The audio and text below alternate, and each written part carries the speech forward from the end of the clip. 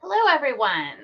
Welcome to NAPC's latest webinar, Advocacy and Grassroots Preservation, Fighting the Good Fight. I'm Abby Chrisman, Preservation Planner with the City and County of Denver, and I'll be serving as the moderator today. I'd like to take a few moments to get everyone oriented to the webinar platform. So like other platforms, you have access to a Q&A, a chat, and a polling function, which are tabs that are located on the top right of your screen. If you'd like to minimize them, click the downward arrow at the upper right corner of your screen. And then to bring them back, after you've minimized them, look for the blue chat button at the bottom right corner and click that. To view today's presentation in full screen mode, hover over the presentation and click full. If you experience any technical issues, please use the private chat function to send a message to NAPC, and someone can help you work those out. This session is being recorded and will be available on demand viewing. As a registrant, you will automatically receive access to the recording shortly after the session is completed. The recording will be available for 60 days. The slides for today's presentation are also available to download from the Handouts tab. And now for a few housekeeping items. Oops, there we go. So as you can see, continuing education credit instructions are listed on this opening slide. You can also find these instructions repeated throughout the presentation if you look in the chat tab. We've set aside time at the end of the session for Q&A. We'll get to questions as time allows. To ask a question, please use the Q&A function. If someone else asked a question that you'd like to hear the answer to, give their question a thumbs up or upvote it, and it will move to the top of the list.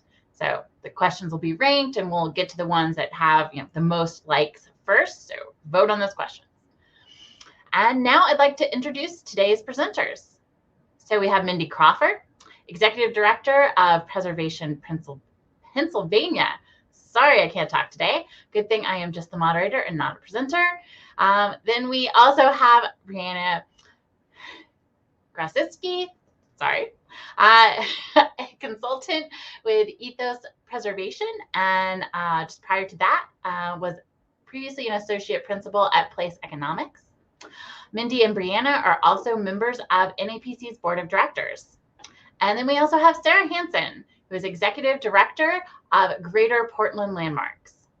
And if you'd like to learn more about the backgrounds of each of these presenters, you can find their more detailed bios and contact information in the Handouts tab. And now on to the presentation.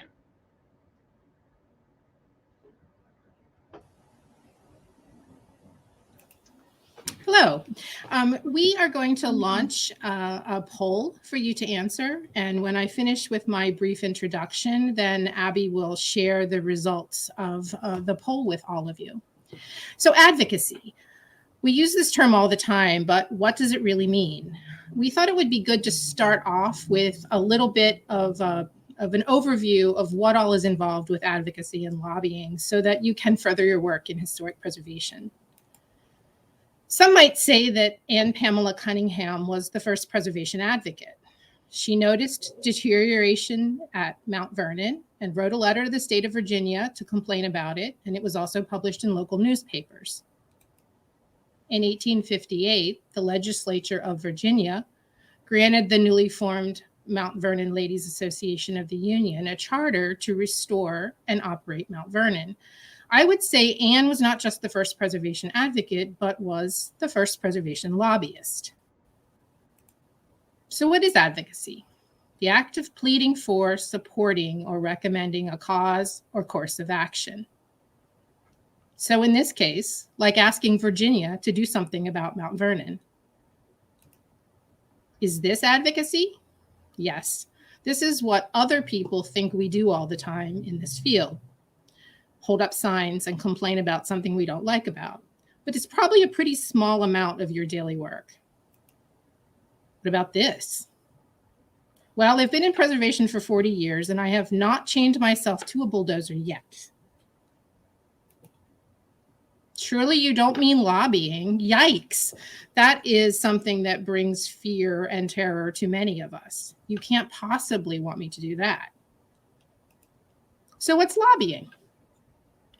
The act of attempting to influence decisions made by officials in the government. So really, advocacy and lobbying are very, very similar.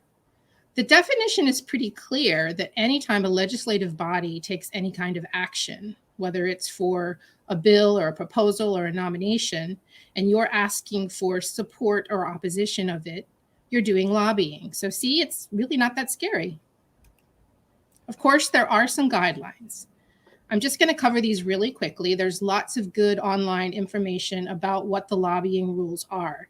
But just to start today, local government officials are allowed to contact their legislators at both the state and federal level to advocate for or against legislation or funding that would be important to the municipality. What they can't do is they can't use public funds to sort of launch a grassroots advocacy effort asking other people to make contact to their legislator, but they can do it in their own position. Now, nonprofits have a lot more of a broad scope for lobbying. The IRS very clearly defines what lobbying as a nonprofit is, but unfortunately, they are not very clear about how much is too much. They define minor lobbying efforts and major lobbying efforts, but generally, most nonprofits try to keep, if they are a 501c3, try to keep their total between 5 and 10% of their total expenditures each year on direct and indirect lobbying. Direct, talking directly to a legislator; indirect, telling other people to do the same thing. That's the basic difference. And yes, as a nonprofit, you should check that box on the 990 that says you are doing direct and indirect lobbying. Don't worry, this is not some secret trick that the IRS has to expose the nonprofits that are doing lobbying. This is really important, and it does not affect your 501c3 status. So please talk to your accountant about doing that if you think you've been spending some portion of your funds on lobbying efforts. Now, as an individual, you are free to act as a private citizen using your own time, your own resources, your own phone, your own email address to contact your elected officials to express your support against or for any issue. You cannot do that as a public employee by using the same rules apply for a municipality. So you want to keep your edges very clean between work and personal life. But as long as you're using your private email address or your private phone to reach out, this is perfectly within your right as a citizen. So, is historic preservation just advocacy? I would say yes. I'm not going to read you this slide or the following slide, but these will be available for you to download later. But I think as you look through the list, you'll realize that historic preservation is just some version of advocacy. I've summarized what the different types of lobbying and advocacy efforts are and who's allowed to engage in that. So I think this should set the stage for us to talk about lobbying and advocacy at the federal, state, and local level. Thank you. Okay, thanks.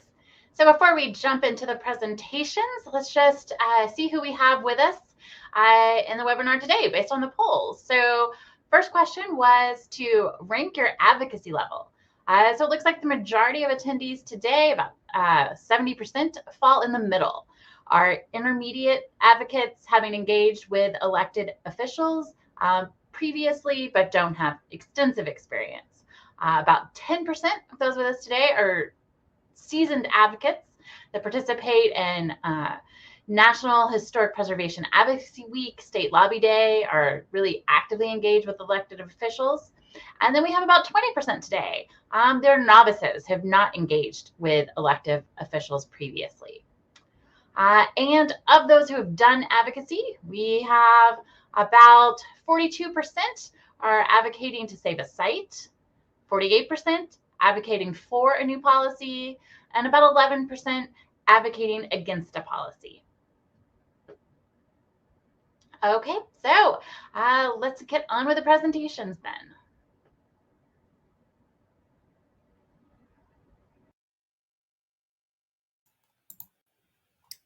that's me. Let me pull up my slides here. Open. Can y'all see that? All righty. Well, welcome. My name is Briana Grosicki. I'm here as a board member with NAPC. I've been on NAPC for about 6 years now, very much thanks to an 11th generation Hoosier named Andrew Potts. When he was on the NAPC board, he was deciding to step off, and he wanted another Midwesterner to take his place. I was living in Muncie, Indiana at that time, and was chairing the commission in Muncie. So if you are chair or on your commission, which I see many of you are, been in your shoes, welcome. Glad to have you here. I also thank Andrew because while I was living in Indiana through Indiana Landmarks and his connections there, he also introduced me to another group, national preservation group called Preservation Action. And through Preservation Action, I have gained a lot of experience with lobbying, and it's so fun to meld the worlds of local and federal historic preservation advocacy. So here to run you through some pointers today. Just a brief overview on historic preservation groups that work at the national level. I'm sure you're all aware of the National Trust for Historic Preservation that was actually enacted through an act of Congress in 1949 to help preserve America's sites. Preservation Action was founded in 1974 after the National Historic Preservation Act of 1966. Things had calmed down, but folks felt that preservation still didn't have enough oomph. And we weren't getting the policies and the changes that we want. We felt there were more threats than there were good things happening. So a group of folks came together to form Preservation Action. NAPC was formed several years later when the CLG program started taking form in federal programming with the National Park Service, and people felt that we needed a voice for local commissions. So that's kind of the trajectory and how we get some of these organizations today. I just wanted to share that background. Early pioneers, as Mindy was explaining about Miss Cunningham, another great female preservationist, was Preservation Action's long-term president, Nellie Longsworth. She's in the bottom left of this picture. And Nellie was great because she would talk to anyone, and she really made grassroots advocacy, that indirect lobbying that Mindy was talking about, where she was training other people how to talk to their elected officials about historic preservation. She really mastered that model and was very instrumental in getting us the Tax Reform Act of 1980, 84, whenever we first got the historic tax credits. Mindy, it says on this photo in the PA archives that this is actually grassroots preservationists from Pennsylvania. I don't know if you recognize any of the people in this photo. But fast forward to today, Preservation Action also has a direct lobbyist named Russ Carnahan, who serves as our president. And he is a former member of Congress from Missouri, served 3 or 4 terms representing a district near St. Louis. So yes, there are preservationists in Congress. I actually saw some of you putting your names and where you're from. There's folks here from Selma, Alabama. Rep. Terry Sewell is an awesome preservation champion in Congress. Also noticed some folks here from South Carolina. Rep. Clyburn is an awesome preservationist and very supportive.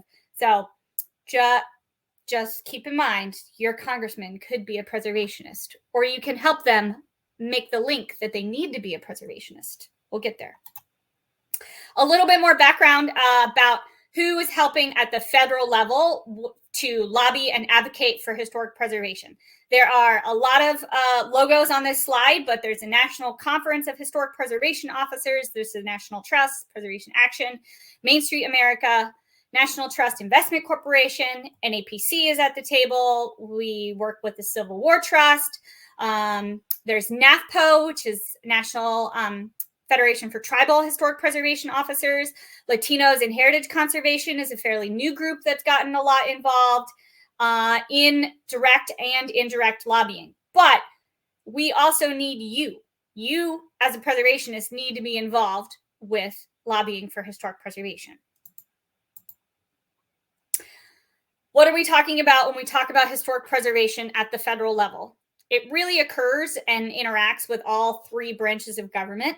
So we all know the main piece of legislation that we used is the National Historic Preservation Act of 1966, which laid out the groundwork for the National Register and Park Service handling National Register and those sorts of things. I was just part of a meeting this morning talking about federal annual appropriations to the Historic Preservation Fund, which is actually a teeny tiny bit of offshore oil revenues that somebody in the 70s said got earmarked towards historic preservation. So we get close to $150 million a year. Every year goes into that. And part of it goes to SHPOs. Part of it goes to those competitive grants that the Park Service gives out, like the Civil Rights grants and Save America's Treasures. So that's our main source of funding for historic preservation, honestly. And we all know that historic tax credits are also around thanks to an act of Congress. On the administration side, we have our own agency, the Advisory Council on Historic Preservation, that works to make preservation a priority in every aspect of the administration and keep others in check. They have a lot of hidden powers. Pretty cool if you don't know much about ACHP. Of course, we have the Department of Interior and the National Park Service that manages many of our programs that were previously mentioned with the funding that comes from Congress. And if you weren't aware, each federal department, Department of Defense, FEMA, Department of the Environment, all have a federal historic preservation officer who also helps keep track of things. We also know that the Supreme Court has upheld historic preservation. The Euclid versus Amber Realty case in 1926 was back basically saying that local authorities had the power to regulate land use. And our very famous Penn Central case affirmed historic preservation as the constitutional, or that it was constitutional, that it was okay as a local power to do historic preservation.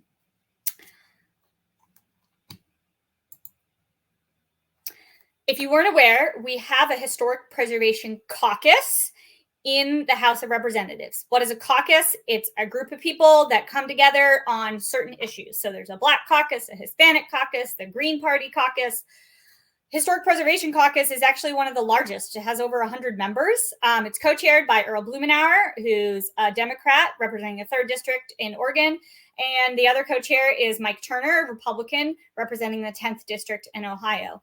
And they help move preservation-related legislation through Congress and ask others to help co-sponsor on that work. Historic preservation at the federal level has actually been quite successful in the last few years. So I'm going to run through a few of these. On the bottom left, Senator Leahy from Vermont, who's been a big champion of historic preservation. One of his former staffers was a man named Paul Brune, who's ran the Vermont Preservation Trust for many years. And he actually used his power on the Appropriations Committee to carve out a new grant program called the Paul Brune revitalization grants that come from that HPF funding every year. So we got a new grant program out of it. We were able, through the work of NAPC and many other groups, beat back those National Register proposed rule changes that the previous administration had put out that would have changed the way that a National Register district could be formed. And that was actually a quite successful advocacy effort because basically through the complicated regulatory process that you have to do to change a rule, the Office of Management and Budget had to have a comment period, and they had to take meetings with people, hearing public input about this rule change. Well, preservationists submitted over 3,200 comments. That is the most comments that they have ever received on a rule change of this kind ever. So good job to everybody for raising up about that. We beat that back. So that was the work of many of us coming together and many of us helping share the word about that indirect lobbying of, hey, this is what I'm saying to this group. Here's some talking points. You should say the same thing and help us with it. And it worked. Another recent success has to do with our funding priorities. The president's budget recommends record level of funding for the Historic Preservation Fund. And we have a new rep in Congress, Teresa Leger Fernandez, who represents New Mexico. And she is been active at trying to secure more funding for cultural resources and historic preservation, and is trying to reauthorize the Historic Preservation Fund at an even higher amount. So many major wins at the federal level, thanks in part to a lot of direct and very much indirect lobbying. Grassroots advocacy, as Mindy was giving the rules, those are good overview if you are directly in a position or a public employee. But in general, anyone can contact their member of Congress. You don't need to be a registered lobbyist. If you don't share your views with your legislators, then who will? Like my rep, I live in Savannah, Georgia. My rep is a guy named Buddy Carter. He's a pharmacist by training before he was elected to Congress. He doesn't know much about preservation. It's our job to be able to share examples and connect the dots for them about why this federal program or federal funding impacts our work on the ground.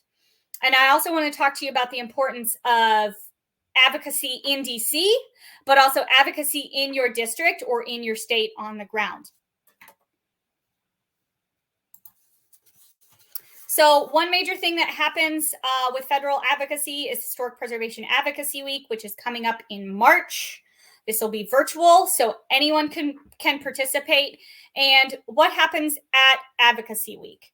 We get together. There's a group of folks that put together a briefing packet for us. So we have several asks, but basically we try to make sure that we have a state coordinator in each state and get meetings with every district, federal congressional district in the country. And we had over 200 people participate last year. So I really encourage you to participate. And also, you never know what can happen when you're there. Senator Cassidy in this photo here on the left with the folks in Louisiana looks a little funny because he accidentally just smacked Fairleigh Jackson on the right with the red hair in the head while trying to, get hit in front for his photo. So just remember that members of Congress are regular people. They just happen to have a big job. And again, it's our job to make sure we engage with them and build a relationship with them.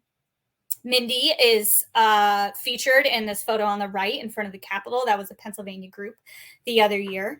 And it's also good to be nimble. I was living in Massachusetts in 2018 and got to participate with the Massachusetts delegation. And we actually, in one of our meetings, the staffers were like, hey, Senator Warren's having a meet and greet. Do you guys want to go right now? And they literally whisked us on their underground subway that they have between the Capitol buildings, and I got to shake her hand. But she lives in a local historic district in Cambridge, Massachusetts. So like us, she's probably stressed about when she has to repaint her house next and also what color to paint it, like all the same decisions that we as historic property owners or we as preservation commissioners are helping our property owners with. So just want to put that out there. As part of our session description, we said we would pitch to you on what is your role in historic preservation advocacy. And one way to get involved could be as an advocacy scholar or sharing this with any young graduates or recent graduates or graduate students in historic preservation could participate in Advocacy Week coming up this year. So just make a note of that. I also want to touch base on federal advocacy in a virtual world. What this meant for us last year was that we were actually able to reach more offices than we were in person. Because in person, you're kind of trying to or if this person's at 12:15, then we got to be at this person's at 12:45. And then you might have to run across the Capitol, the different office buildings, wherever these people are. But the virtual setting makes it a little bit easier, in my mind, to get more grassroots advocates and get more meetings with your legislators. So this is a screenshot from a call the Georgia delegation had last year with Rep. Jody Heiss, who's been a great preservation supporter. So and you'll notice Rep. Heiss is in that square in the middle. directly to the right of him with the tie and the vest on is his staffer. And the staff are very important because they're the ones taking notes. And each legislative aide in an office at Congress is handed several different topics that they are supposed to be the subject matter expert. So as you're engaging with people, you really want to make a relationship with these staffers who can be incredibly important, because if you make a good impression on them, they're going to tell their boss. And what has happened with Jody Heiss is that we have engaged with him year after year after year, and it's made its way to a priority where his staff and his schedulers say, we're going to schedule you, historic preservationist, for a call with the member, versus if it's the first time you've reached out and they don't know much about historic preservation, you might just get a staffer, but that's okay. The staffers are the ones that are running DC, so they're vitally important. The other reason I want to point out having a virtual setting with advocacy is so impactful is that you can really get more people to the table. So this was a different call we had in Georgia last year, where the Zoom squares around the table here include historic tax credit consultants, a nonprofit that deconstructs houses and tries to reuse those materials in other places, a historic preservation student, our state historic preservation officer, a developer who's worked in small towns in this district, and a lady who's head of a nonprofit that are trying to save a important building in their community that is applying for a civil rights grant right now and has made the National Trust's 11 most endangered. So it's a great spot for you to show off all the different people in your community who are doing the work. Not everybody has to have a speaking role. Like sometimes their speaking role just might be introduce themselves and why they're here. Other times you might have them share their whole story about how, Jacqueline, got her house listed on the National Register so they can apply for the civil rights grants, and how important this federal program and federal funding is to their work to save these babies and save this important landmark in their community.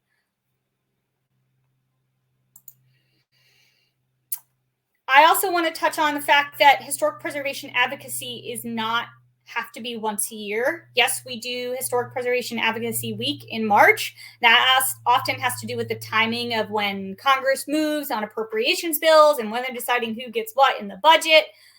But if you participate and you make contact with staffers or your elected officials, keep those contact cards. Email them news articles throughout the year. Is a new business opening in a building that just got rehabbed on your main street, and they use tax credits, then tell your members about that. Invite them to tour rehab projects or walk your main street or walk your historic district. Call them on issues frequently. The more every member of Congress gets like a call list, they want to know each week or each day at their meetings when they meet their staff, like who heard from who about what issues. And if there's enough preservationists calling, it'll get moved to the top of the agenda. Another option could be to attend an event where they will be at. Could be, they sometimes have in-district fundraising events where, you don't always have to go and write a check. You could do that if you feel so inclined, but you could just go and try to get a word in and introduce yourself as, a preservationist and say this is an important issue to me and my communities, and hundreds of us in our community care about preservation. Lastly, I have a call to action for all of you. May is Historic Preservation Month, as we all know. I encourage all of you, challenge all of you, to invite your member of Congress, whoever is in your district, and your 2 senators to see a project in your community. Could be a success story. It could be a rehab in process. It could be a neighborhood in need that needs federal funding or needs National Register, needs tax credits, needs those grant funds, some relation to federal programming that the member has an impact on. Invite them to your community. You might not get the actual member. Maybe you'll get one of their staffers, but that's still okay. They still need to show that they are listening to their constituents. They need photos too. Splash about this on social media, get the newspaper there. This can be really impactful and open doors for you for further communication down the line. But that's my challenge to all of you, is to invite them on a tour. And with that, I'll hand it back.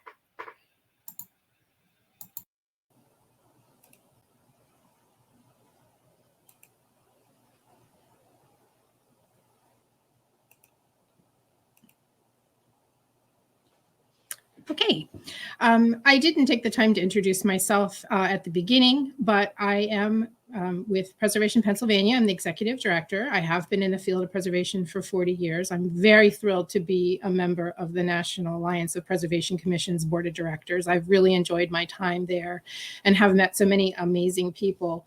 It turns out that I end up talking about advocacy and grassroots preservation quite often, even though when I interviewed for my job at Preservation Pennsylvania and they told me that I'd be spending a lot of my time on advocacy and lobbying, I was thinking to myself, no, I'm not going to do that. But it turns out that I actually do spend a pretty significant amount of my time doing this. So from the state level, I sort of divide our advocacy work into 4 different categories. Primarily, educating the public and elected officials about the work of historic preservation, the economic benefit of that work, and the importance of preserving our past. That probably is a huge amount of the work we do, and it is so very important. And then I also separate grassroots advocacy from legislative advocacy. And I consider grassroots advocacy to work to preserve a site. And my cat has just joined us. Working to preserve a site or a district, primarily through our Pennsylvania at-risk program, which is our threatened buildings program, or through technical assistance, including letters of support, meeting with small groups who are trying to get something happening in their community. And then legislative advocacy, which is staying informed about what's going on at the for proposed legislation or threats. I mean, I receive 3 emails a day that tells me what happened over at the legislature, what's going on, what the buzz is, what are people working on. And I just read through that very quickly. And I've gotten to a point now where, you know, I sort of see those key words that make me sit up and listen. So I try to learn what's going on ahead of time. And then I am able to very quickly act to ask others to reach out and talk to their legislators and elected officials for support or against an issue. And then the last section is lobbying, which is contacting our state and federal legislators to ask for support of an issue directly. So the kinds of educational activities that I think are really important for advocacy are to share those reports and case studies that you've put together about the value of preservation, good laws, good ordinances, and policies. Provide copies, electronic copies. If you see them in person, drop off copies. They like to hold something. I'm sure they get a ton of things and it all ends up in the trash later, but it is nice to have something that you can hand them, and along with your business card, because they do tuck those away. Also appearing before committees to talk about issues. This is usually where some of our legislation that is pro-preservation comes from, because we've addressed an issue. We've spoken to, in this case, the picture here is me talking to the policy committee of the Senate of Pennsylvania about reauthorizing our state tax credit. And then the bottom one is, I think, key. When you introduce yourself to your legislator and their staff is really important. Apparently my cat is joining us, so we're just going to ignore him, is to offer technical assistance. You know, they hear from everyone about everything, and sometimes they just really don't know what to say. So by saying, if anyone contacts you about a threatened building or about a concern in their community, feel free to pass them on to us. And although we don't get many calls, I think it's a really important thing, because they've got your number there. And then when they see something that we think we might be interested in, they come out to us. In fact, I've just recently gotten an email from a staffer who is very interested in talking about a homeowner tax credit in Pennsylvania and wanted to know what I thought of the idea. As far as grassroots advocacy, I think this is why a lot of us have gotten into it, that sort of idea of saving a threatened resource. We do that through a variety of ways. As I said, our Pennsylvania at-risk list each year, we get pretty involved with the ones that we list each year and work intensely with them for about 12 months. Although once you're on our at-risk list, you stay on our at-risk list. So we sort of keep an eye on what's going on. But really important is to share this information with your your elected officials. If there's an at-risk property that's in their district, we let them know.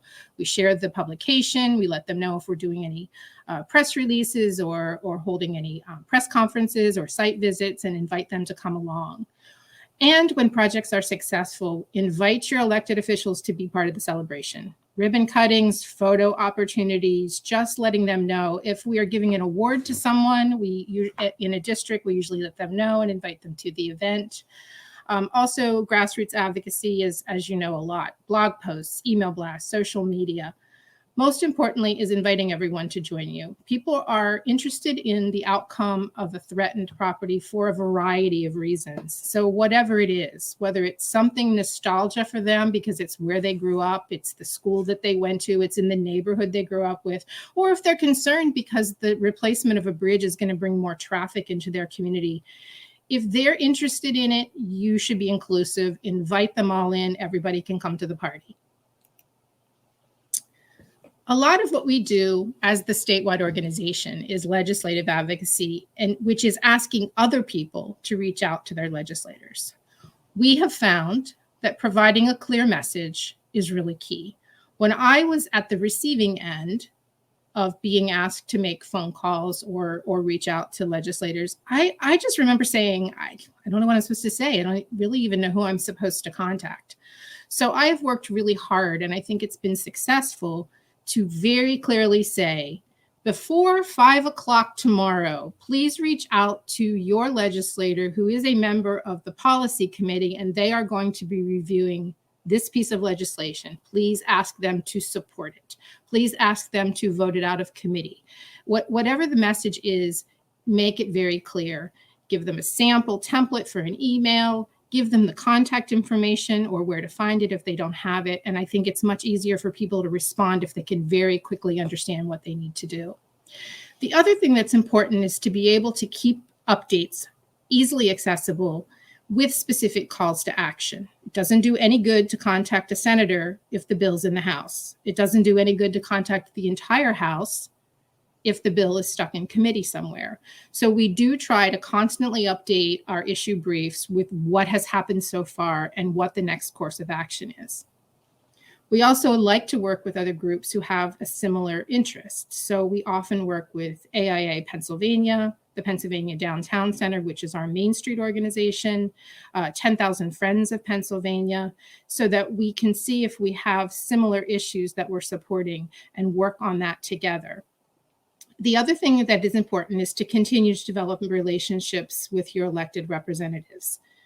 Once they are familiar with you, they've seen you, you've dropped off your business card a couple of times, and they understand what you're interested in, it really does make a difference. The photo at the bottom of me with a senator and a House member, when we were trying to get the historic preservation tax credit in Pennsylvania established for the first time, it took us 16 years. That's 8 legislative cycles of 2 years each.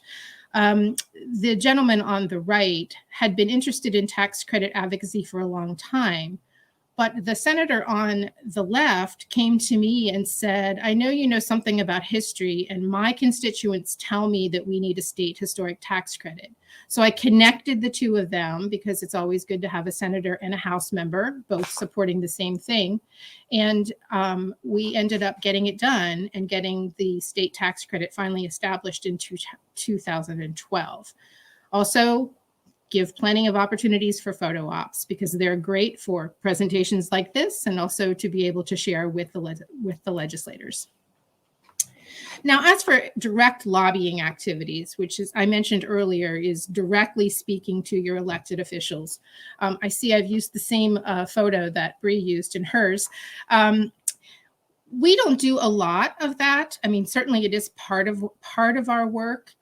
We do spend a little bit more time telling others to reach out, because in many cases, those legislators want to hear directly from their constituents. We've learned that email systems sometimes won't even not deliver your email if you haven't provided an address within the district. So it's always good to be asking others to make those calls. But we do make calls on a regular basis on specifically tax credits or any funding issues or any threats to funding. When you can go in person, we make visits to every single office and drop off materials and business cards. During COVID, we actually, as Bree mentioned, had a lot more success with meetings because our legislator moved to Microsoft Teams, and they were very quick to agree to set up a meeting. So we had several meetings about making further improvements to the tax credit during that time. Also, we always participate in either state or national lobby days with specific requests, whether it's to fully fund the Historic Preservation Fund, whether it's to make sure that the tax credit stays in place, whatever it is. And when we do our own lobby days, we always try to include those other groups who have similar interests from us. We meet once a year and more often as needed to figure out our legislative priorities. And these are the topics that we consider: increased or stable funding, any objections to loss of funding. Our legislator has a habit of sometimes wanting to sweep grant funds over to cover a deficit in the general fund. And so we've had to react to that a number of times. Any proposed legislation that threatens a historic resource or eliminates a program, or of course, any legislation that's going to encourage preservation. Now, we're also always aware that something can happen either around the budget or some other crisis, and so we are able to quickly act if we need to, but otherwise we do not try to take on more than one or two at most legislative priorities each year. So I just want to tell you the story of two quick statewide advocacy efforts. The Second Battle of Gettysburg was I was very new at Preservation Pennsylvania when this first came up. When Pennsylvania received the ability to offer casino licenses, a developer in Gettysburg determined to get one of the slots-only licenses. And it didn't go too well with the community. The location was very close to a sensitive battlefield, the East Cavalry Field. And what happened first was the local advocates formed an organization called No Casino Gettysburg, and they did a great job. They showed up at every event with a sign, with petitions. They marched in the Memorial Day Parade and the Remembrance Day Parade, all to call attention to the fact that they did not want a casino within a cannon fire's range of a battlefield, which I thought was a really effective way to get people's attention. They approached us, and we ended up listing the Gettysburg National Military Park on our Pennsylvania at-risk list. And we included the National Trust, the National Parks Conservation Association, the American Battlefield Trust, which at the time was the Civil War Preservation Trust. And we all came together and really did a full grassroots effort. The decision makers in this was the Pennsylvania Gaming Control Board, who were going to award 2 slots licenses. And we did not, there were 5 people vying for those 2 places. And we just worked to, in this case, not get the license. So if you look at the photo in the bottom left-hand corner, what you will see there is the No Casino Gettysburg folks showing up to the Pennsylvania Gaming Control Board, bringing 65,000 signatures against the casino in Gettysburg. This may seem like a local effort, but because Gettysburg is such a sensitive area and because there is so much love for Gettysburg, it really became almost a national campaign. Gettysburg has a population of maybe about 10,000 people, but they had 65,000 signatures on the form. They did an extensive No Casino Gettysburg yard sign campaign. And then, of course, the pro-casino folks also had one. So as you drive down the road, you would see No Casino, pro-casino, No Casino, pro-casino. Casino. We did op-ed pieces, and after one of them appeared in the local paper, because I live near Gettysburg, I woke up in the morning to find a whole series of pro-casino signs in my front yard. I live in a very prominent corner. I probably looked like a crazy person as I ran out in my pajamas and started ripping these pro-casino signs out of my front yard. It was very controversial. The community was very divided by this decision. But in the end, the Pennsylvania Gaming Control Board did not award the casino license to Gettysburg.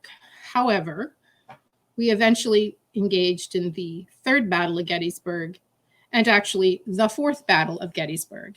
And I think now the developer has finally given up, and none of the licenses have come to Gettysburg. And so hopefully we will not have to engage in the Fifth Battle of Gettysburg.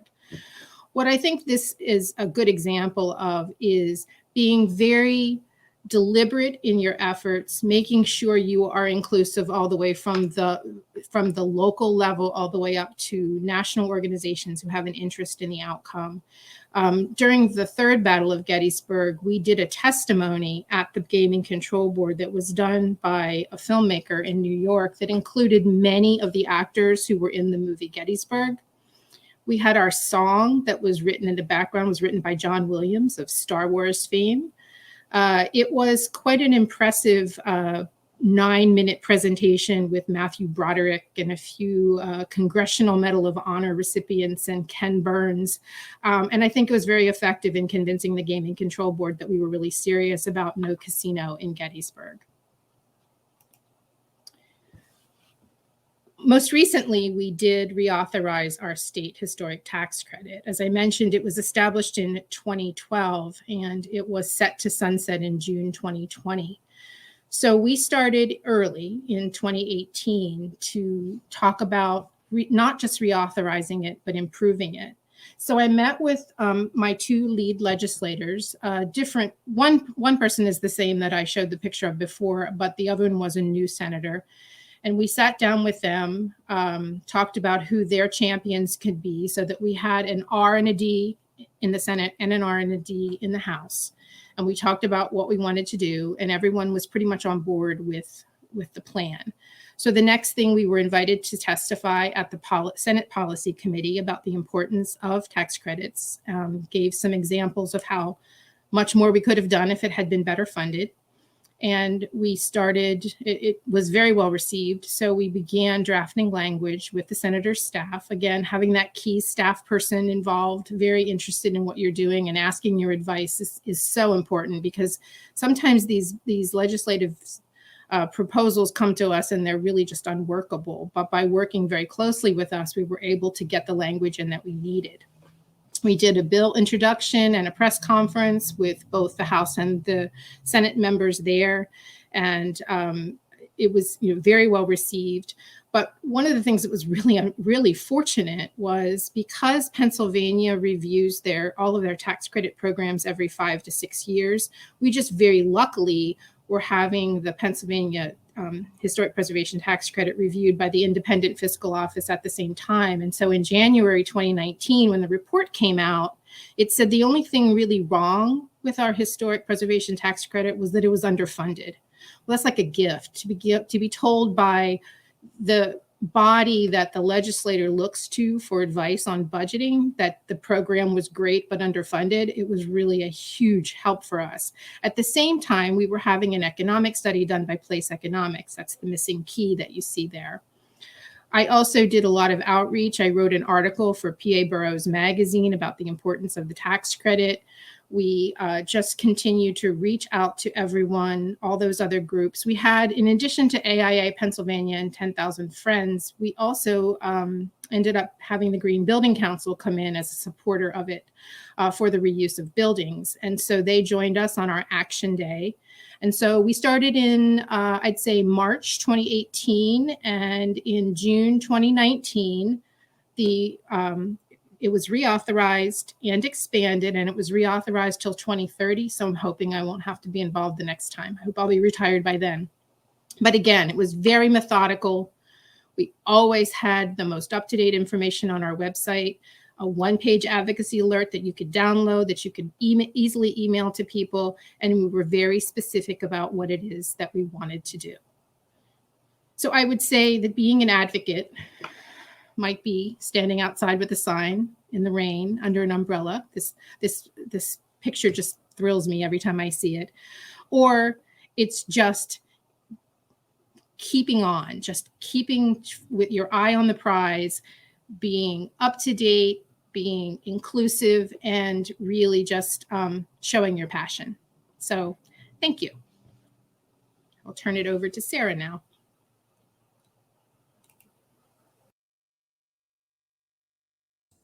Awesome. Thanks, Mindy. And thanks, Bree. You ladies set the stage for me quite well, and I much appreciate that. My name is Sarah Hansen. I'm the Executive Director of Greater Portland Landmarks in the original Portland, East Coast, not Portland, Oregon. And I'm delighted to be here with you all today. And I've seen some old friends in the chat. So hello to those of you I know from some of my previous lives.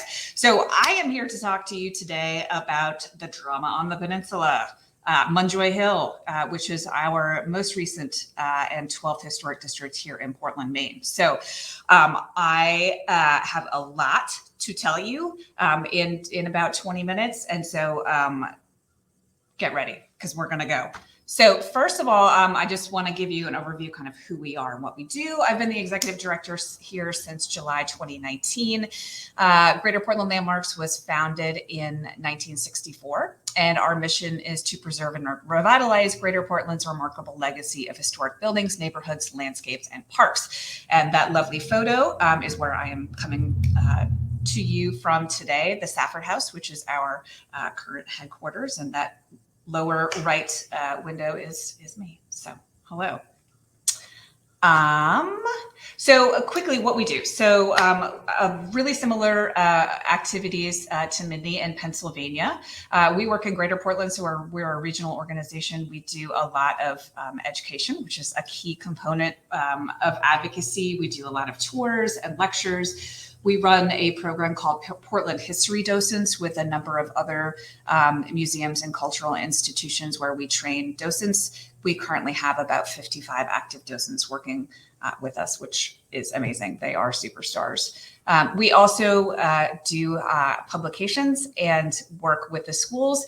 Our book, This City as a Classroom, is part of the curriculum for all third graders in the school system here in Portland. And then we're also doing a lot of more recent work on climate change. We hosted a symposium last year and have focused a lot of our summer intern surveys on looking at the impacts of climate change on historic resources in Greater Portland. We also lead the observatory. And for those who don't know, this is not a lighthouse. I am paid to say that by our manager of education. This is the only remaining maritime signal tower in the United States. It was built in 1807. And in the before times, pre-COVID, we were hosting about 20,000 visitors during the summer season, slightly less now with COVID, but still it's a really, really amazing place, and we're very proud to steward that. We also provide a ton of resources, as I'm sure all of you do as well. We have a preservation directory of tradespeople and craftsmen.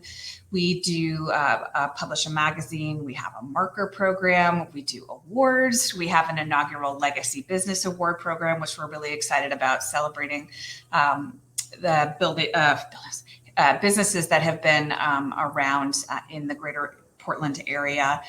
This past year, because it was Maine's bicentennial, we were looking to celebrate businesses that had been around since Maine's centennial, and there are a tremendous amount. So it's a very cool program that we're proud of.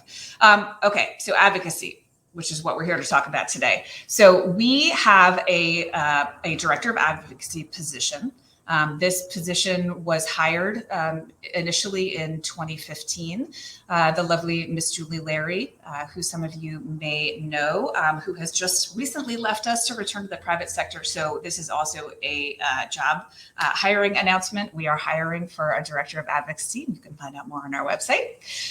So that is a really cool and amazing position, and we're very lucky to have it.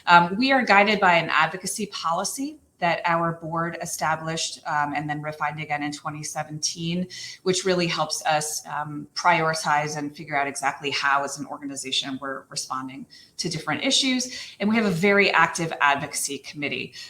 This has board members, it has architects, activists, former planning board members, former planning board directors, people from around the region, and is a huge asset for us. So that's kind of how things are set up here. So for advocacy, what do we do? So we do a lot of commenting on individual projects. In the lower left there, you'll see the Mercy Hospital redevelopment, which is going to be a historic tax credit project as well as new construction, bringing in a much needed housing here on the peninsula in a historic hospital. It's a really exciting project. 200 Federal Street is new construction, but it's within a historic district. It's a massive infill project, but one that we're really excited about. It's actually going to end up being the tallest building in Portland when it's done. And then Portland is going through recode. We are looking at the city is looking at the land use code for the first time in many decades. So this, as you can imagine, is a multi-year process. And as part of that, the city will be reviewing the historic preservation ordinance. So we're very active in that process. And then like Cindy, we do a lot of work with historic tax credits, both on the federal level and here on the state level.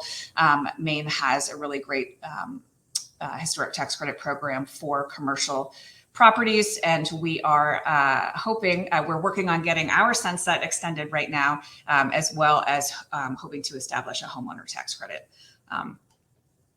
And then we also, of course, have a program for endangered properties. Ours is called Places in Peril at this moment. And so we work and list things about every other year, properties that are endangered, so we can help shine a spotlight on those. So, like I said, we're from the East Coast, Portland. So Portland, if you drive like I do, is about an hour and 45 minutes north of Boston. It's beautiful. It's lovely if you've never been here. On the right, you can see the map. The city's kind of shaped like a C, and then also includes some islands. And we're going to be talking about mostly about the peninsula, and I've got some other maps that will help clarify what that is. Here's just some tantalizing pictures of what Portland is like, as also to remind me that it's not winter all the time. It's a beautiful, beautiful city. We love it. Please come visit. Also, if you do come visit in the winter, we have the raddest holiday lights ever, and I stand by that statement. Super, super cool. Apropos of nothing.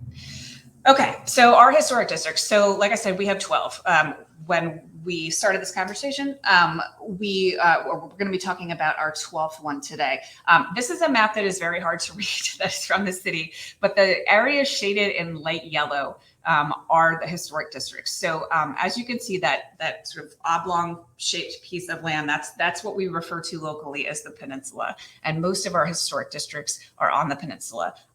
Our office is on the peninsula, all of downtown, the old ports. If you've been here before, you know that the city is kind of two different promenades, the Eastern Promenade, which we'll talk about today, and then the Western Promenade down there at the bottom of your screen.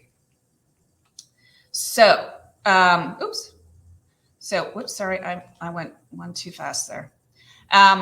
Okay, so Portland's Historic Preservation Ordinance was established in 1990. And it provides a comprehensive mechanism to manage change in areas of historic, architectural, or cultural significance. And that is done through demolition review of alterations and additions to existing historic structures, and then design review of new construction. So today, the intent behind the proposed Munjoy Hill Historic District was to provide a tool to effectively steward the historic building fabric in that neighborhood and the visual character of Munjoy Hill over time. So, oops, I get my arrows today. So the Munjoy Hill Historic District was passed by City Council in April of 2021. And this was a more than 3-year undertaking. And the designation process yielded a tremendous amount of information, prompted a lot of passionate discussions. But we quickly realized that those discussions also revealed a lot of serious misconceptions and a lot of misinformation about the neighborhood, about historic preservation, about historic districts. And this was coming from residents, from activists, and unfortunately from some of our elected leaders. So The historic district was initiated by Portland's city council and city staff in June of 2018. And that was in response to residents concerned about a lot of increasing development pressure. But it's also a part of the city fulfilling its preservation, sustainability, and affordable housing goals that are really central to our comprehensive plan. And before we dive into our advocacy role in this, I just wanted to share a little bit about the history of the neighborhood with you, because it's so awesome. So Munjoy Hill is significant and unique among the neighborhoods on the peninsula for its direct association with 4 key developments in Portland's history.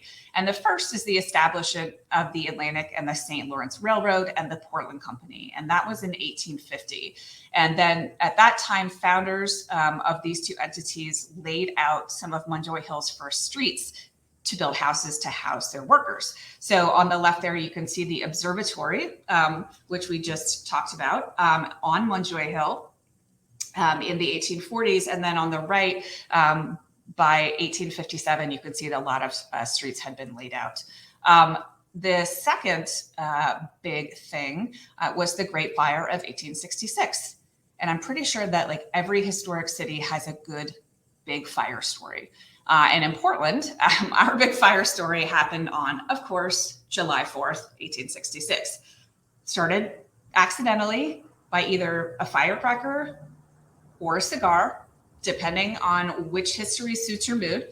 But ultimately, 1,800 buildings burned down, and 1,200 of those were residences, which left over 10,000 people homeless. So the photos are unbelievable. So on the left, that whole swath of clear land you can see there is where the fire burned. And on the right is Munjoy Hill. And then in that photo on the right, you can see the tent city that was set up to house people until more buildings can be constructed. And it very happily, this happens during the summer and not during the winter. So, and then third was the influx of immigrants to the city at the turn of the 20th century, which then, of course, prompted the construction of a lot of triple deckers and apartment buildings on the hill and the remaining open lots. And finally, the layout of the very ambitious Eastern Promenade, which is an absolutely gorgeous 21-acre park, which was designed in 1905 by the Olmsted brothers. Happy birthday, Frederick Law Olmsted this year. And this led to the construction of very large high-style homes that face the promenade overlooking Casco Bay. So with the exception of these large homes that were built along the prom, Munjoy Hill was primarily developed as a working class neighborhood and was the most densely populated and most ethnically and racially diverse neighborhood on the peninsula. So from the mid-19th century onward, the neighborhood was home to a number of Portland's Black residents, many of whom worked on the Portland's waterfront or in nearby businesses. And a lot of these Black residents were native to Maine, but many were from Canada, particularly Nova Scotia. Others came from Jamaica and Cape Verde, the West Indies, Portugal, and other states as well. So let's go back to 2017. Despite the fact the size says 2013.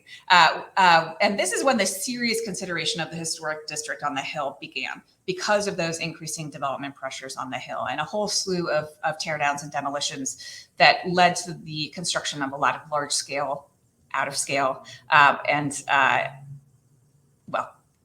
just leave it at that. A lot of those types of buildings. So in December 2017, the city council actually approved a 180-day moratorium on demolition on the Hill, while planning staff looked at proposals for both short-term and long-term changes to the land use code to try and help better manage these development projects.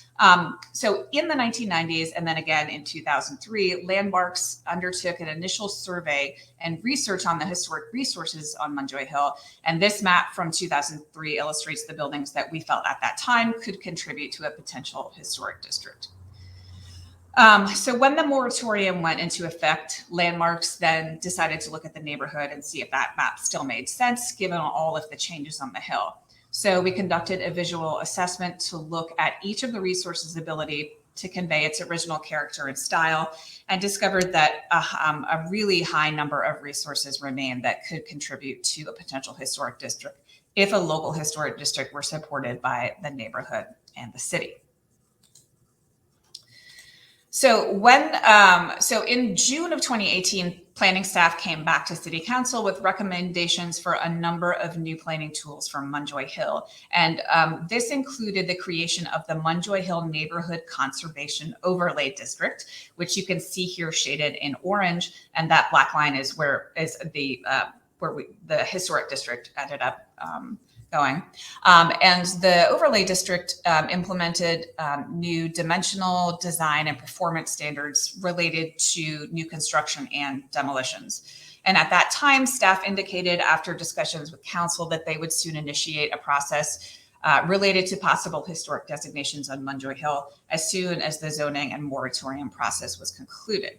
Our particular preservation ordinance requires that detailed documentation and analysis be conducted in order to delineate historic district boundaries, evaluate the individual buildings within the district, and make the case for designation. So that whole process required that initiative be carried out on a different timeline than these initial amendments. So we worked in conjunction with the Munjoy Hill Neighborhood Organization, and they were an incredible partner and still are an incredible partner of ours, as well as the City of Portland's Historic Preservation Program staff. Some of you may know the incomparable Deb Andrews, who was on NAPC's board and is just amazing, and I love her. And we're so lucky to have her here in Portland, so we got to work closely with her. And all of that was to increase public awareness of the Hill's history and the benefits of historic designation. So along with the neighborhood organization, we committed funds also to help support an in-depth survey of the Hill. And we developed detailed walking tours, and those are still available on our website. And we conducted walking tours for the entire summer of 2019. So I could spend hours walking you through how this process played out politically and through various media channels, but luckily we do not have enough time today to go into all of the drama. So what I wanted to focus on for the rest of the time that we have is the arguments in opposition to the district and some of the collateral that we developed to counter what turned out to be a lot of intentionally false and misleading information that was being spread. So we used this information in our individual meetings with city councilors, in public hearings, in blog posts, e-blasts on our website, and working with the media as well. And this is just a quick screenshot of a postcard that we sent out at the beginning of this process to all residents of Munjoy Hill. So anyone that could be potentially impacted by the historic district. So some of the first opposition arguments that we're going to talk about. There's nothing important on Munjoy Hill. The period of significance, which is 1850 to 1925, is way too broad. This is not about, this is about aesthetics, not history. And then whose history is really being preserved. So we'll start with the whose history is really being preserved. So in response to this, we shared extensive research and developed a piece that we called The Hidden Stories of Munjoy Hill that highlighted the diverse history of the neighborhood. We needed people to understand that the district protects the buildings that reflect the story of Portland's most historically diverse neighborhood and preserves the stories of communities that are traditionally underrepresented in most of Portland's other historic districts. So residents of this neighborhood have been longshoremen, they've been athletes, railroad workers, storekeepers, educators. We've had two main governors, Lois Rice, who is one of the creators of the Pell Grant program, and her daughter, Susan Rice, who's the former UN ambassador and was the US National Security Advisor for President Obama, as well as celebrated movie director John Ford. All of those people lived on Munjoy Hill. So through these stories, and this is like a 7-page document, we were able to illustrate that not only the cultural and racial diversity of the Hill, but really show the community how much of that diversity is still reflected in the architectural development and details that make this really funky neighborhood so close-knit and so vibrant. We also developed this map. We were able to show that a lot of these stories about the people that lived there ran the gamut of the period of significance. And I should note that, a number of Portland's other historic districts have much broader periods of significance than Munjoy Hill. But here we decided to map the periods of significance for each building in the proposed district so that we could very clearly illustrate the pattern of development and how integrated so much of it is.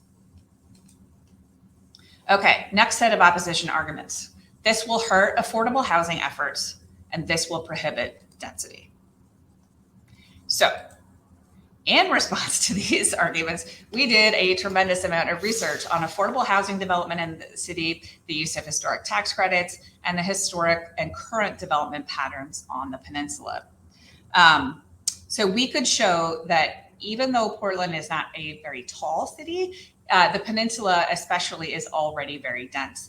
And density is often, in our experience here in the city, seen as a synonym for height.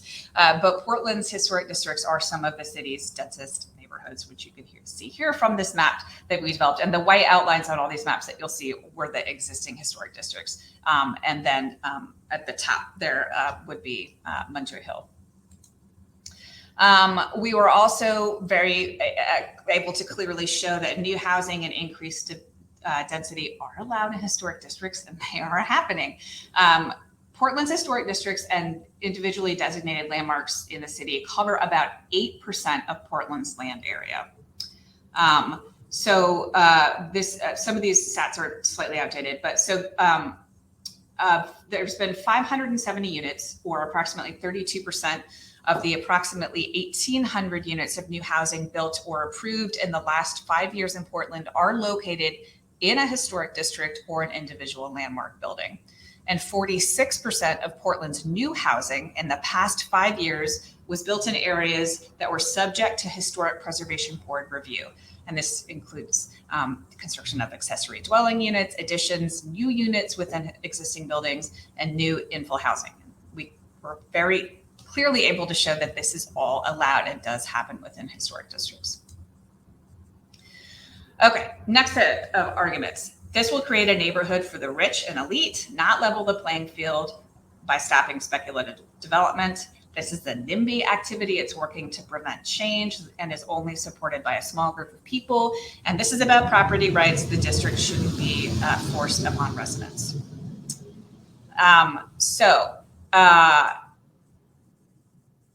We were able to show, for better or for worse, that based on the last census, the median household income for the Munjoy Hill neighborhood was actually already higher than almost all of the other neighborhoods within historic districts.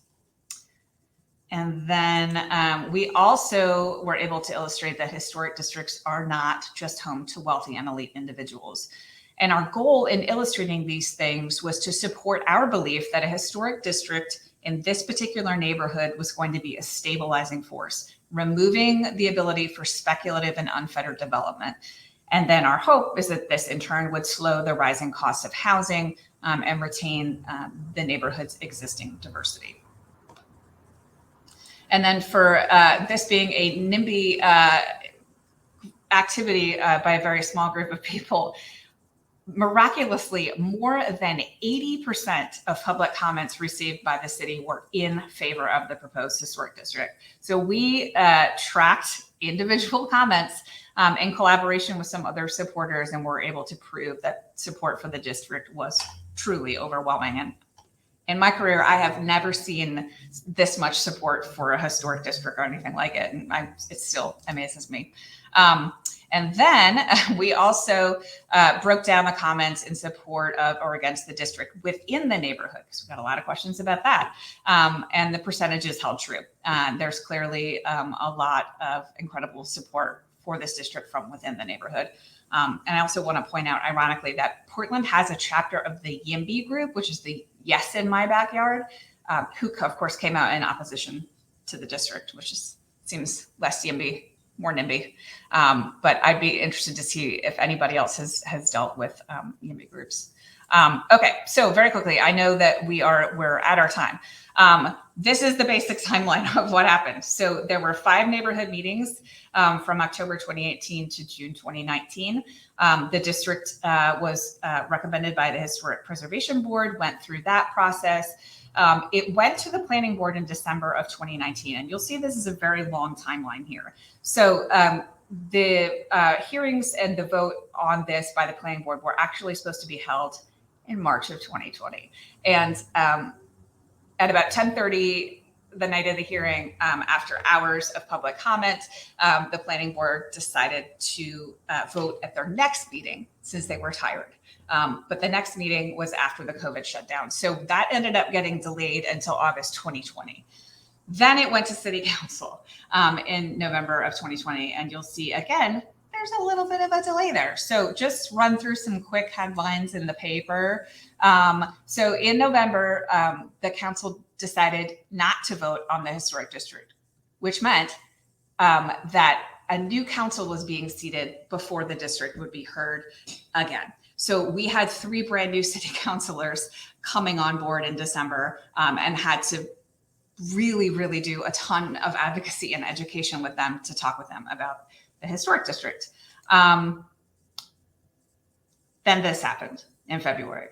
So by 1 vote. So then we kind of freaked out a little bit because we're like, oh my God, this has been like, an epic amount of work. And we feel so strongly that this is the best decision or a best tool for this neighborhood. So we grouped, we got back, baby. City Councilor Andrew Zorro is great, and realized that he just really wanted some more time to kind of digest the information. And then because he voted against it, he could bring it back to City Council. And then because why not have another delay? There was a massive outage in the middle of the meeting. And then finally, the joyous occasion, the City Council very narrowly, 1 vote, reversed their vote. So, and as part of the reconsideration vote, the council unanimously voted to approve an economic impact study that's going to be looking at all 12 historic districts and the impact on Portland's economy, on housing affordability, and on racial and socioeconomic diversity. So this is where we ended up with our historic district, and it's working really, really well. And thank you very much. I know that was a ton of information, but it was a very long and hard slog. But we're very proud of what we were able to accomplish. And I'll go ahead and stop there. Thanks. Okay, thank you so much to all of our presenters, and thank you everyone for attending today's webinar. If you have a question, please put it in the Q&A.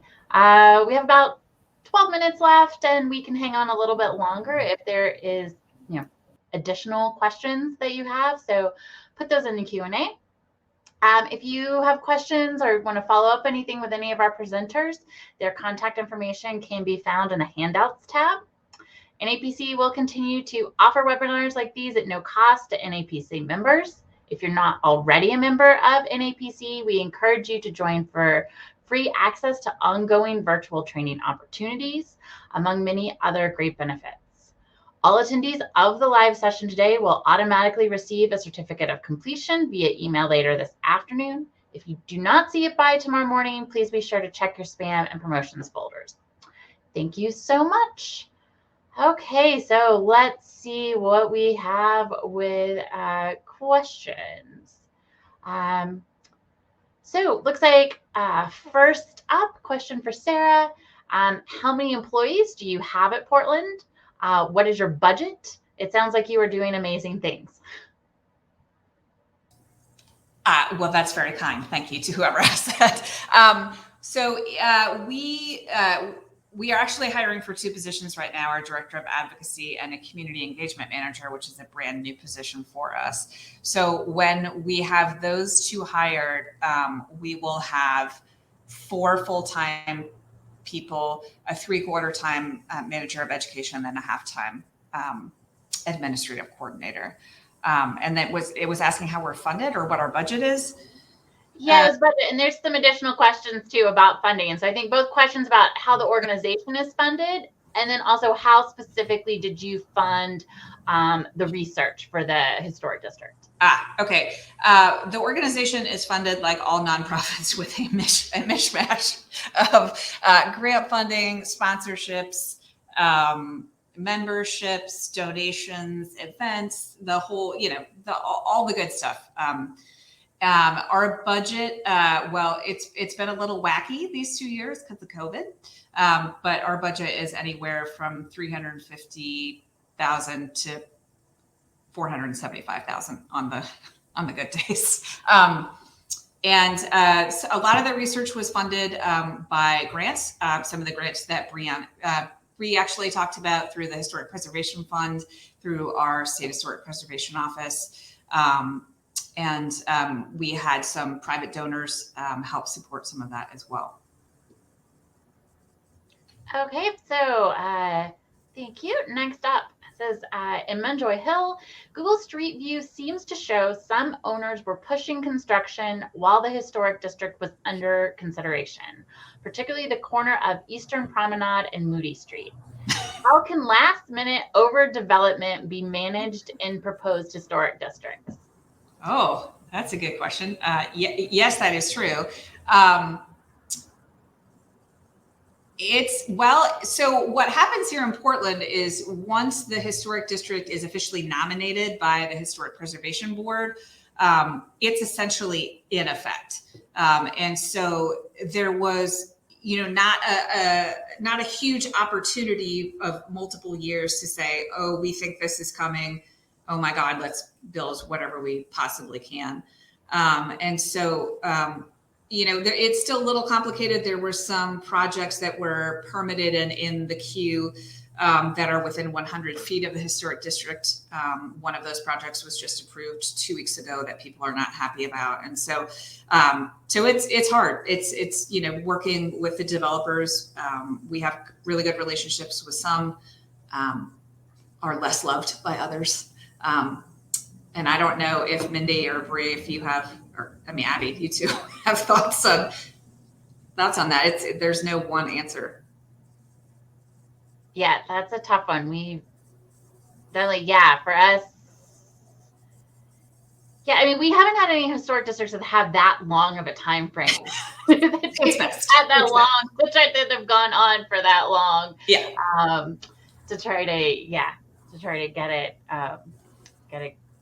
get things in before the district was approved. Yeah. So next up, we have a question about, could you circle back to talk more about the concept of advocacy scholar? Yes, Orloff. I'm going to drop a link in the chat here. Send, I think. I'm probably not doing this right. Hold on, let me answer your question. Here we go. Send. Okay, I think that worked. But it's a chance for students of historic preservation or planning or related field to get plugged in with Advocacy Week, where we basically make sure that each scholar gets assigned to either their state. They get to pick they give us their top 3 states, and we try to assign them with whatever, maybe it's the state they're going to school in or the state that they're from. But they get looped into the state delegation and get to participate that way. I'll also share that NAPC also has a very successful scholarship program for our forum. Our forum in July 2020 in Cincinnati also has a scholarship program that's going to open up soon. I forget the dates. And I participated in that as a student, rode the Greyhound bus down from Philadelphia down to Norfolk, and I was hooked. So if you are, in an orbit with,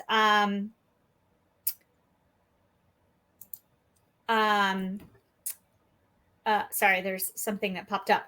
If you're in an orbit with preservation students or recent graduates, definitely encourage them to get involved.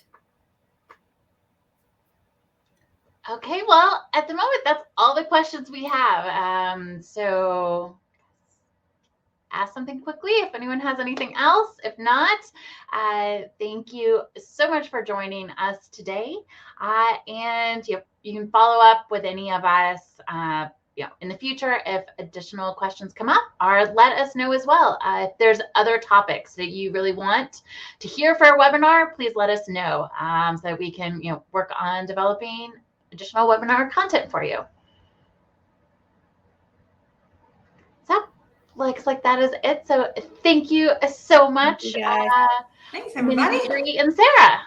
Yeah, it was a delight. Absolutely. You guys have the best stories.